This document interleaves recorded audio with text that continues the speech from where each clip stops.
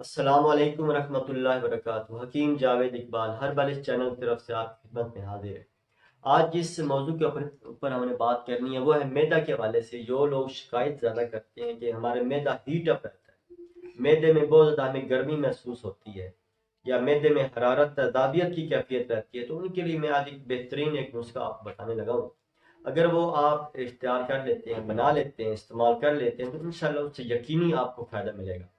تو اس میں بنیادی طور پہ کچھ آپ نے عوامل کا جو ہے وہ بھی خیال رکھنا ہے کہ آپ نے کچھ چیزوں کا استعمال جو ہے وہ ترک کر دینا ہے، تو انشاءاللہ اس سے جلدی بہتر رزلٹ آنا شروع ہو جائیں گے۔ اس میں ایک تو آپ نے اگر فاسٹ فوڈ وغیرہ یا کولا ڈرنکس وغیرہ اگر آپ کھاتے پیتے ہیں تو بالکل ان سے کنارہ کشی اختیار کر لیں، بالکل وہ کھائیں پیئیں۔ اس کے علاوہ آپ نے کیا کرنا ہے کہ آپ سادہ غذا کھائیں۔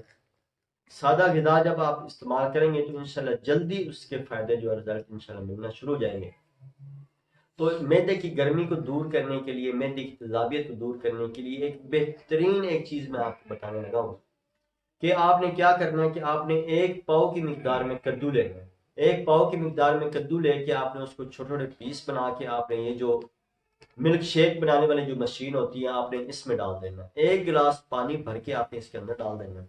اس کے علاوہ 3 سے 4 چمچ آپ نے شکر جو ہے، گڑ یا شکر، یہ آپ نے 2 سے 3 چمچ یعنی حسب ذائقہ۔ جو لوگ شوگر کے جو مریض ہیں وہ اگر اس میں گڑ یا شکر نہیں بھی ڈالیں تو زیادہ فائدہ مند ہے۔